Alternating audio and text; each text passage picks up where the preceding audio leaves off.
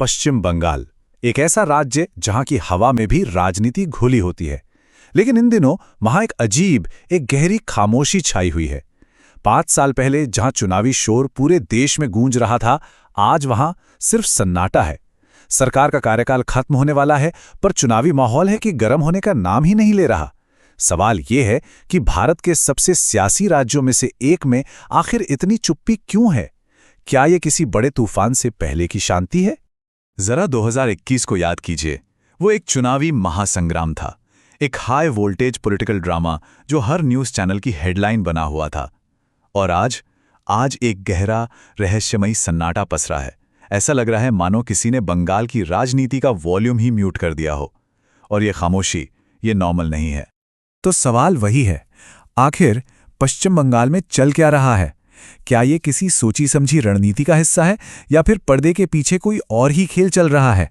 चलिए इस सियासी पहेली की परतों को एक एक करके खोलते हैं। इस पूरे रहस्य का पहला सुराग छिपा है उस चुनावी घंटी में जो अब तक बजी ही नहीं है। देखिए, घड़ी की सुइयां तो तेजी से आगे बढ़ रही हैं, लेकिन चुनाव की घोषणा में एक अजीब और पहले कभी न देखी गई देरी हो रही है।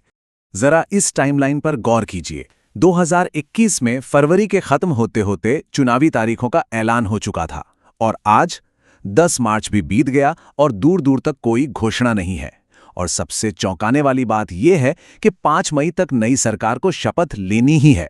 मतलब चुनाव, प्रचार, वोटिंग और नतीजों के लिए बचे हैं सिर्फ 55 दिन। ये एक लगभग नामुमकिन सी लगने वाली डेडलाइन है। आज की इस खामोशी का राज 2021 के उस शोर में छपा है। हमें उस चुनावी महायुद्ध को फिर से याद करना होगा जिसने बंगाल की सियासत का एक नया पैमाना तय कर दिया था। एक ऐसा पैमाना जिसे आज कोई छूता भी नजर नहीं आ रहा। वो कोई आम चुनाव नहीं था। सोचिए, कोरोना महामारी के पीक पर भी वो चुनाव 1 या 2 नहीं बल्कि पूरे 8 चरणों में हुआ था। ये अपने आप में इस बात का सबूत था कि मुकाबला कितना कड़ा, कितना लंबा और कितना बड़ा था। उस चुनाव को जीतने के लिए बीजेपी ने अपनी पूरी ताकत झोंक दी थी। 40 स्टार प्रचारकों की एक बहुत बड़ी फौज बंगाल की धरती पर उतार दी गई थी। यह सिर्फ एक इलेक्शन नहीं था, ये एक मिशन था, एक बहुत बड़ा सियासी दांव। ये आंकड़े खुद अपनी कहानी कहते हैं। प्रधानमंत्री मोदी की 18 रैलियां, अमित शाह और जेपी नड्डा की 50-50 रैलियां और योगी आदित्यनाथ की तो दर्जनों सभाएं। बंगाल की हर गली, हर चौराहे पर सिर्फ और सिर्फ राजनीति की ही गूंज थी। और अब आता है कहानी में सबसे हैरान करने वाला मोड़। जो पार्टी पिछली बार 8 चरणों के लंबे चुनाव के लिए तैयार थी, वही पार्टी आज सिर्फ 2 या 3 चरणों की मांग कर रही है। आखिर इस रणनीति में ये 180 डिग्री का बदलाव क्यों? ये सवाल इस रहस्य को और भी गहरा कर देता है। तो इस खामोशी के पीछे क्या थ्योरीज काम कर रही हैं? आइए सबसे पहले मुख्य विपक्षी दल यानी बीजेपी की रणनीति को समझने की कोशिश करते हैं। एक बड़ी थ्योरी तो 2021 के नतीजों में ही छिपी है। इतनी जबरदस्त ताकत झोंकने के बाद भी बीजेपी 148 के जादुई आंकड़े से बहुत दूर सिर्फ 77 सीटों पर सिमट गई, जबकि टीएमसी ने 213 सीटों के साथ एक तरफा जीत हासिल की। ये नतीजा सिर्फ एक हार नहीं बल्कि एक बड़ा सबक था। तो बीजेपी की मौजूदा रणनीति को इन 3 सुरागों से समझा जा सकता है। पहला, 2021 के नतीजों से मिला सबक कि एक नेशनल कैंपेन की अपनी सीमाएं हैं। दूसरा, ममता बनर्जी जैसे बड़े कद के सामने किसी मजबूत स्थानीय चेहरे की कमी। और तीसरा, अपने ही विधायकों का पाला बदलकर टीएमसी में चले जाना, जो विपक्ष के हौसले को कहीं न कहीं कमजोर करता है। अब रुख करते हैं सत्ताधारी तृणमूल कांग्रेस और उसकी नेता ममता बनर्जी की रणनीति की ओर। उन्होंने बंगाल को एक तरह से एक लोकल किले में तब्दील कर दिया है। बंगाल की राजनीति का एक ही मूल मंत्र है, जो सड़क पर है वही राज पर है।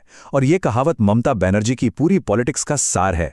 उनका किला दिल्ली के शोर शराबे से नहीं बल्कि बंगाल की सड़कों पर जनता से सीधे जुड़ाव से बना है। तो टीएमसी की स्ट्रैटेजी बिल्कुल क्लियर है, एकदम हाइपर लोकल।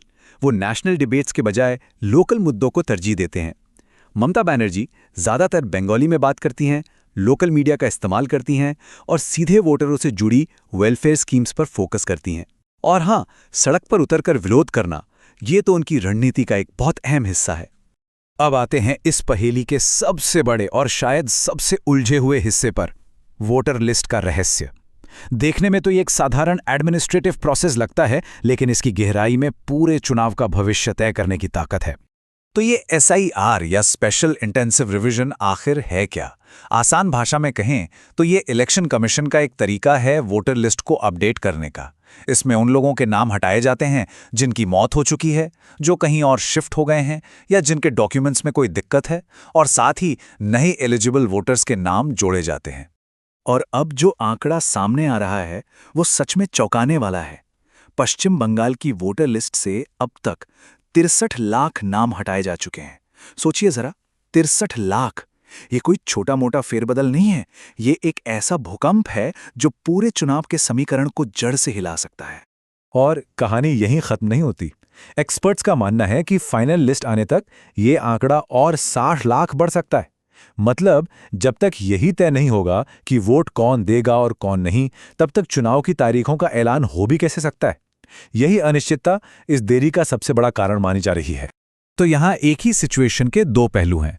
एक तरफ ये प्रशासनिक प्रक्रिया चुनाव में देरी की वजह बन रही है, और दूसरी तरफ ममता बनर्जी इसी देरी को एक सियासी मौके में बदल रही हैं।